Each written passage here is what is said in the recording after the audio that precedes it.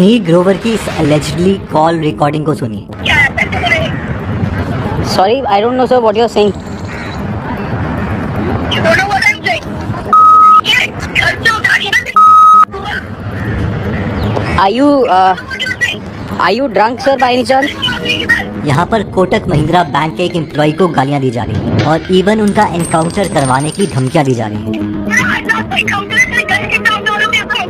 इस कॉल के पीछे की स्टोरी ये है कि अश्नीर को नायका आईपीओ के शेयर्स खरीदने थे और इसके लिए वो कोटक से 500 करोड़ का एक लोन लेने वाले थे और इसकी सारी फॉर्मेलिटीज भी पूरी हो गई थी। बट बिल्कुल लास्ट मोमेंट में कोटक ने इस लोन को कैंसिल कर दिया और अश्नीर को करोड़ों का नुकसान हो गया, जिसके बाद अलेजेडली उन्होंने कॉल में गालियां दी और कोटक को लीगल नोटिस भी भेज दी। बट सवाल ये उठता है कि एक मिलियनेयर होते हुए भी अश्नीर शेयर्स खरीदने के लिए बैंक से लोन क्यों ले रहे थे। दरअसल यहाँ पर अश्नीर लोन लेके और भी ज्यादा पैसे कमाने और अमीर बनने की प्लानिंग कर रहे थे और फाइनेंसिंग में इसे लेवरेजिंग कहा जाता है। यहाँ अगर नायका के शेयर्स की वैल्यू अपने खरीदे हुए प्राइस से 1% भी बढ़ती तो लोन की वजह से उन्हें 1% of 500 crore which is 5 crore का प्रॉफिट उन्हें मिल जाता। इस कॉन्सेप्ट को हम आगे डिटेल में समझेंगे। अब हम में से कई लोग ये सोचते होंगे कि लोन लेना तो एक बैड आइडिया है और भला लोन लेके कोई पैसे कैसे कमा सकता है। बट हम ऐसा इसलिए बोल रहे हैं क्योंकि हम में से ज्यादातर लोग ये नहीं जानते कि दुनिया के रिचेस्ट लोग अमीर बनने के लिए सबसे ज्यादा लोन्स का ही इस्तेमाल करते हैं। बट हमारे लिए ये भी जानना जरूरी है कि ज्यादातर इंडियन लोन्स लेने से डरते क्यों हैं और क्या रीजन है कि मिडिल क्लास लोग लोन्स को नेगेटिवली देखते हैं। इसे समझने के लिए इस डेटा को देखिए। यहाँ पर पर्सनल लोन सबसे ज्यादा पॉपुलर है और इसके साथ ही आज मैक्सिमम इंडियंस कार लोन्स और क्रेडिट कार्ड लोन्स भी ले रहे हैं और ये सारे लोन्स बैड डेट की कैटेगरी में आते हैं, जिसका मतलब है कि हम ये लोन्स लेके लायबिलिटीज खरीद रहे हैं जिसके बदले हमारी कोई इनकम जनरेट होती ही नहीं। उल्टा इसके लिए हमें हमारी जेब से एडिशनल पैसे खर्च करने पड़ते हैं। फॉर एग्जाम्पल, एक रिसेंट सर्वे के अकॉर्डिंग आज हर 5 में से एक इंडियन अपने ट्रेवल के बिल्स पे करने के लिए पर्सनल लोन ले रहे हैं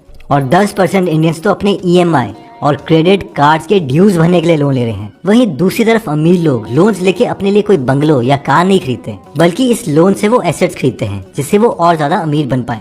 फॉर एग्जाम्पल, वो लोन पे लिए हुए पैसों को रियल एस्टेट, स्टॉक्स या बिजनेस में लगाते हैं जिससे उन्हें अपने लोन की EMI से ज्यादा रिटर्न्स मिलते हैं। इनफैक्ट हर वेल्दी इंसान काफी सारे लोन्स लेके ही आज वेल्दी बने हैं और ये मेरा नहीं, क्रेडिक्स के फाउंडर कुणाल शाह का मानना है। Every wealthy person has become wealthy by taking a lot of loans. But यहाँ डिफरेंस यही है कि ये सारे लोन्स गुड डेट की कैटेगरी में आते हैं जिसे एसेट्स में या फिर उस बिजनेस को एक्सपैंड करने के लिए इन्वेस्ट किया जाता है ताकि वो हजारों करोड़ों रुपए के प्रॉफिट कमाए। अब हम में से कई लोग सोच रहे होंगे कि 1, हम जैसे मिडिल क्लास लोगों को ऐसे इन्वेस्टमेंट करने के लिए भला पैसे कौन देगा, और 2, इवन अगर हमें लोन मिल भी जाता है तो एक आम आदमी की रिस्क टेकिंग एबिलिटी होती कितनी है। वो लोन वाले पैसों को ऐसी जगह लगाने का रिस्क कैसे ले जहाँ पर पूरे पैसे डूबने के चांसेस हैं। और ये पॉइंट एकदम ठीक है। किसी भी नॉर्मल मिडिल क्लास आदमी को अश्नीर ग्रोवर की तरह 500 करोड़ का लोन कोई भी नहीं देगा, ना ही उन्हें कोई रियल एस्टेट या किसी बिजनेस में इन्वेस्ट करने के लिए लोन आसानी से मिलने वाला है। और इस प्रॉब्लम का सोल्यूशन यही है कि हम स्टार्टिंग में वहाँ से शुरू करें जहाँ पर बहुत ही कम पैसे लगा के हमें ज्यादा ग्रोथ मिल सके, बेशक वो शुरुआत कितनी ही छोटी क्यों ना हो। और कुछ ऐसा ही इन नॉर्मल मिडिल क्लास लेडीज ने आज से 60 साल पहले किया है। इन्होंने 1600 करोड़ की कंपनी खड़ी कर दी और वो भी बिना किसी एजुकेशन और बिना किसी बिजनेस एक्सपीरियंस के, वो भी अपने घर की छत से शुरू करके। हम बात कर रहे हैं लिज्जत पापड़ की और इनके फाउंडर्स ने पहले दिन सिर्फ 4 पैकेट बेचे थे और काफी कम लोगों को ये पता है कि इस कंपनी को 1959 में 7 मिडिल क्लास गुजराती लेडीज ने शुरू किया था ताकि उनको घर चलाने के लिए कुछ एक्स्ट्रा पैसे मिल सके। और इसे शुरू करने के लिए उन्होंने 80 रुपए का एक छोटा सा लोन लिया था। वही आज लिज्जत पापड़ इतना सक्सेसफुल है कि ये ऑलमोस्ट 50,000 लोगों को एम्प्लॉयमेंट दे रहा है और इनका एनुअल टर्नओवर 800 करोड़ से भी ज्यादा है। ठीक इसी तरीके से 1978 में ये लड़की एक पुराना गराज रेंट पे लेती है और पूरे दिन गर्मी में यहाँ काम करती रहती है ताकि वो अपनी बायोटेक्नोलॉजी कंपनी खोल सके। और शुरू में तो किसी ने सपोर्ट नहीं किया, बल्कि उल्टा इनके साथ कोई काम करने के लिए भी रेडी नहीं था। और फाइनली एक रिटायर्ड कार मैकेनिक को इन्होंने हाथ जोड़ के मनाया और वो भी काम करने के लिए इसीलिए रेडी हुआ क्योंकि उसे कहीं और जॉब नहीं मिल रही थी। यहाँ पर हम कोई और नहीं बल्कि बायोकॉन की फाउंडर किरण मजुमदार शॉ की बात कर रहे हैं, जो ये भी बताती हैं कि कैसे 25 साल की एज में जब उन्होंने बायोकॉन स्टार्ट किया तो उनके बैंक अकाउंट में सिर्फ 10,000 रुपए थे और कोई भी बैंक उन्हें लोन देने के लिए तैयार नहीं था। लेकिन बहुत ही मुश्किलों के बाद किरण मजुमदार शॉ ने बायोकॉन को ग्रो किया और आज बायोकॉन 30,000 करोड़ की कंपनी है और हाल ही में उन्होंने अपना बिजनेस एक्सपैंड करने के लिए 1.2 बिलियन डॉलर्स का लोन लिया, यानी 10,000 करोड़ रुपए का लोन। और ठीक इसी तरीके से जब हम अपना बिजनेस इस्टेब्लिश करके अच्छी खासी वेल्थ क्रिएट कर लेते हैं तो हम लोन्स लेके ज्यादा से ज्यादा पैसे बना सकते हैं, जिससे फाइनेंशियल लेवरेजिंग कहा जाता है। फाइनेंशियल लेवरेज को हम आसान भाषा में एक एग्जांपल से समझते हैं। मान लीजिए कि आपके पास 2 लाख रुपए हैं और आपको किसी बिजनेस में 20% की ग्रोथ अपॉर्चुनिटी दिखाई दे रही है। अब अगर हम 2 लाख रुपए इस बिजनेस में लगाते हैं तो इसका 20% हुआ 40,000 रुपए और इतना हमें रिटर्न मिलेगा। बट वहीं पर अगर हम 8% का इंटरेस्ट रेट पर 18 लाख रुपए का एक लोन लेते हैं और इसमें अपने 2 लाख ऐड करके इसी सेम बिजनेस में इन्वेस्ट करते हैं तो हमें 20% ऑफ 20 लाख यानी 4 लाख रुपए का रिटर्न मिलेगा। और इस 18 लाख के लोन पर हमें 1,44,000 का इंटरेस्ट पे करना पड़ेगा। यही इंटरेस्ट पे करने के बाद भी हमें 2.5 लाख रुपए का एक्स्ट्रा प्रॉफिट हो रहा है और इसी को फाइनेंशियल लेवरेजिंग कहा जाता है। बेसिकली इसमें हमने अपने कैपिटल को मैक्सिमाइज करने के लिए लोन का इस्तेमाल किया है ताकि हम एक बड़ा अमाउंट इन्वेस्ट कर सके और इस पर हमें ज्यादा से ज्यादा रिटर्न मिले। लेकिन इसमें रिस्क भी बहुत ज्यादा है। अब हम 4 ऐसे तरीके देखते हैं जिससे अमीर लोग पैसों को लेवरेज करके और भी ज्यादा अमीर बनते हैं।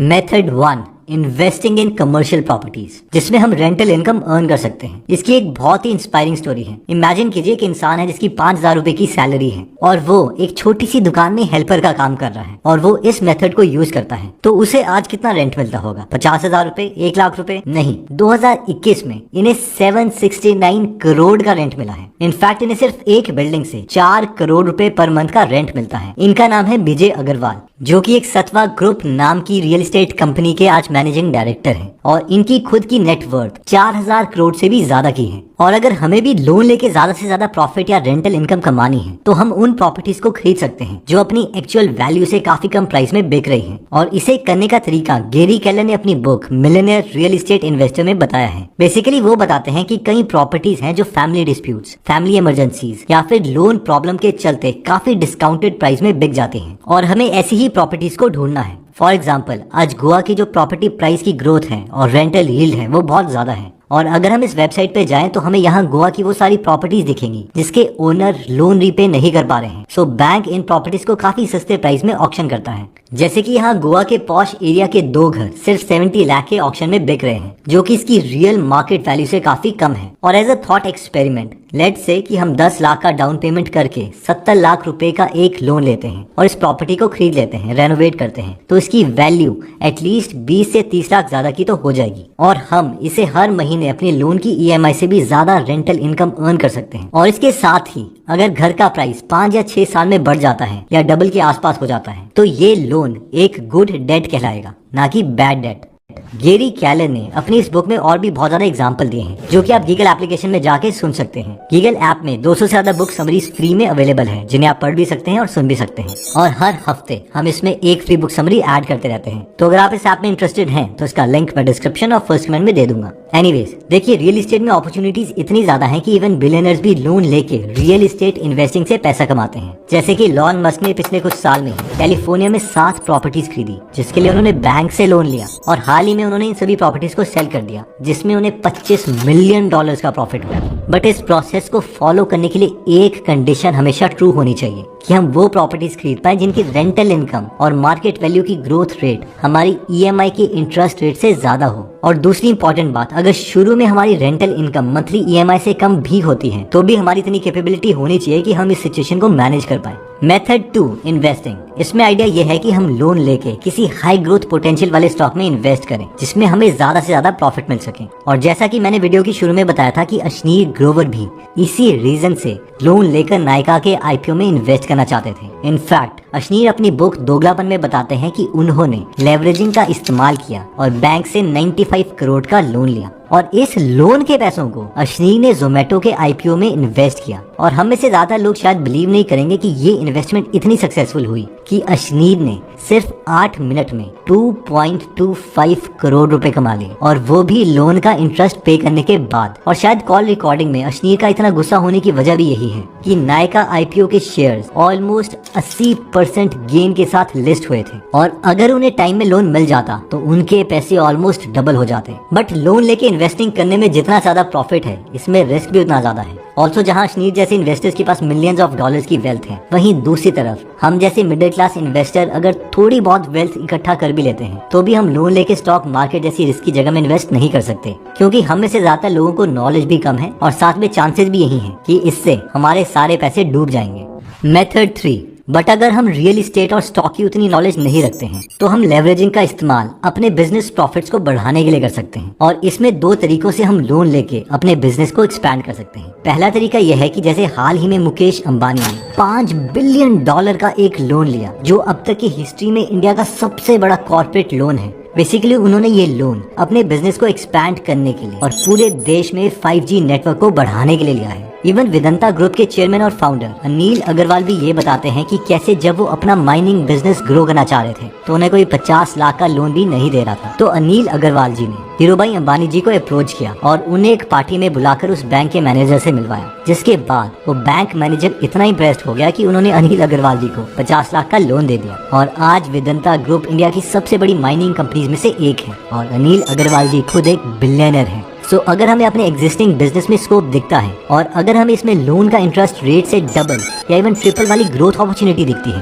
तो हम भी लोन लेके अपने बिजनेस को एक्सपैंड कर सकते हैं। आइए इस पे एक थॉट एक्सपेरिमेंट करते हैं। अगर हमारा एक रेस्टोरेंट का बिजनेस है जिसकी ग्रोथ बहुत ही अच्छी है, इतनी अच्छी कि इवन किसी दूसरे टाउन या एरिया में भी हमारे लिए डबल ग्रोथ अपॉर्चुनिटी है, तो सिर्फ ऐसी सिचुएशन में हम अपना लोन लेके उस पर्टिकुलर टाउन या एरिया में अपने रेस्टोरेंट की एक और ब्रांच खोल सकते हैं ताकि हमें इस ग्रोथ अपॉर्चुनिटी का ज्यादा से ज्यादा फायदा मिले। सेकंड, एक बार अगर हमारा एक पर्टिकुलर बिजनेस वेल एस्टेब्लिश्ड और सक्सेसफुल हो जाता है तो हम लोन लेके किसी दूसरे बिजनेस में भी पैसे इन्वेस्ट कर सकते हैं या फिर उन्हें पूरी तरह से बाय आउट भी कर सकते हैं। इस प्रोसेस को लेवरेज्ड बाय आउट कहा जाता है। कई बिलियनियर्स इसे यूज करके दूसरे प्रॉफिटेबल कंपनीज को एक्वायर करते हैं। फॉर एग्जाम्पल, गौतम अदानी को जब सीमेंट इंडस्ट्री में ग्रोथ दिखी तो उन्होंने खुद का बिजनेस नहीं खोला, बल्कि उन्होंने ACC और अंबुजा सीमेंट को एक्वायर करने का प्लान बनाया और इसके लिए उन्होंने 32,000 करोड़ का लोन लिया। अब स्मॉल बिजनेस ओनर्स तो इतना बड़ा लोन नहीं ले सकते, बट इस मेथड को समझ सकते हैं और शायद कभी सही टाइम आने पर छोटे स्केल में हम इस आइडिया को इम्प्लीमेंट कर पाए।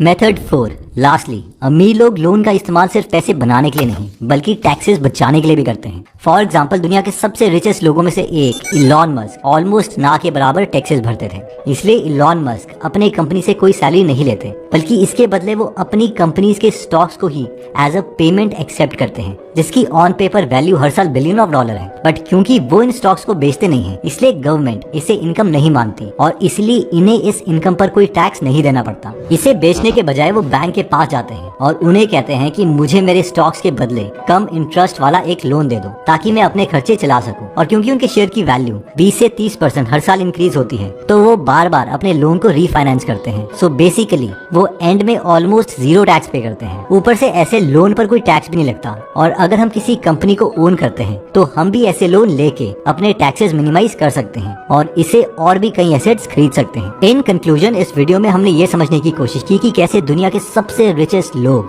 लोन लेके ही अमीर बनते हैं और कैसे वो अपने पैसे को लेवरेज करके और भी ज्यादा पैसे कमाते हैं। बट अगर हम मिडिल क्लास इंडियंस की बात करें तो हम में से ज्यादातर लोग लोन लेके ऐसे इन्वेस्टमेंट करने का रिस्क नहीं ले सकते। ज्यादा से ज्यादा या तो हम लोन का इस्तेमाल करके एक खुद का बिजनेस एस्टेब्लिश कर सकते हैं या फिर हम इसमें छोटे मोटे कमर्शियल प्रॉपर्टीज ले सकते हैं। इससे ज्यादा रिस्क लेने के लिए सबसे बड़ी प्रॉब्लम यह है कि हमारे पास उतनी नॉलेज नहीं है और हाँ, उतनी रिस्क कैपेबिलिटी भी नहीं है। इसलिए मेरे ओपिनियन में सबसे पहले तो हमें खुद को एजुकेट करना चाहिए और बाद में थोड़ी बहुत इन्वेस्टमेंट करके अपने कम पैसों में मिस्टेक्स कर लेनी चाहिए ताकि बड़ा रिस्क लेके बड़ा धमाका ना करें। और सेविंग और इन्वेस्टमेंट करने के सबसे बेस्ट तरीकों पर हमने ये वीडियो भी बनाई है, जिसे आप यहाँ पर आई के बटन को क्लिक करके देख सकते हैं। फाइनली सबसे इम्पोर्टेंट बात, लेवरेजिंग बहुत ही इम्पोर्टेंट कॉन्सेप्ट है, लेकिन ये धमाका भी है जो सिर्फ हमारे ऊपर भी चल सकता है। फाइनली आई होप ये वीडियो आपको बहुत अच्छी लगी होगी और इसे जरूर अपने फैमिली वाले ग्रुप में व्हाट्सएप में जरूर शेयर कीजिए ताकि आपके फैमिली मेंबर्स या फ्रेंड्स को पता लगे कि लोन की पावर क्या है और ये बैकफायर भी कैसे कर सकता है। एनीवेज दोस्तों, अगर आप ऐसी नॉलेजेबल वीडियोस मिस नहीं करना चाहते तो सब्सक्राइब करने के बाद बेल का बटन दबाना मत भूलिएगा। जल्दी हम आपसे दोबारा मिलेंगे। जय हिंद। यूट्यूब सब्सक्राइबर्स हैं, उन्हें ये नहीं पता कि हम यूट्यूब में एक प्रीमियम मेंबरशिप प्रोवाइड करते हैं। फॉर एग्जाम्पल, अगर अभी आप यहाँ पर इसे ज्वाइन करते हैं तो आपको 3 कोर्सेज मिलेंगे एंटर करते ही। पहला है डिजिटल मार्केटिंग कॉपीराइटिंग कोर्स जो कि 4-4.5 घंटे का है। उसके बाद चैट GPT और स्टेबल डिफ्यूजन कोर्स और finally YouTube course premium members के लिए, जिसमें स्क्रिप्ट राइटिंग है और इसमें यह भी बताया गया कि किस तरीके से हम थंबनेल बनाते हैं एंड सो ऑन। और इसका अगर प्राइस देखें तो वो कुछ इस तरीके से है, 159 रुपीज़ पर मंथ। ये इतना चीप हम इसलिए प्रोवाइड कर पा रहे हैं क्योंकि इस अमाउंट में से जो यूट्यूब है वो अप्रॉक्सीमेटली 45% ले लेता है। बाकी 90 रुपीज़ जो है वो हमें मिलते हैं, लेकिन इसके बदले हमें कोई टेक्निकल टीम मैनेज नहीं करनी पड़ती और बाकी जो चीज़ें हैं जैसे कि सर्वर कॉस्ट एक्सेट्रा वो मैनेज नहीं करना पड़ता। तो हमारे अकॉर्डिंग ये सबसे अफोर्डेबल एजुकेशन है जो हम प्रोवाइड कर रहे हैं। तो अगर आप इसमें इंटरेस्टेड हैं तो आप इससे मेंबरशिप को ले सकते हैं और हर महीने हम इसमें एक कोर्स ऐड करते रहते हैं। Thank you so much.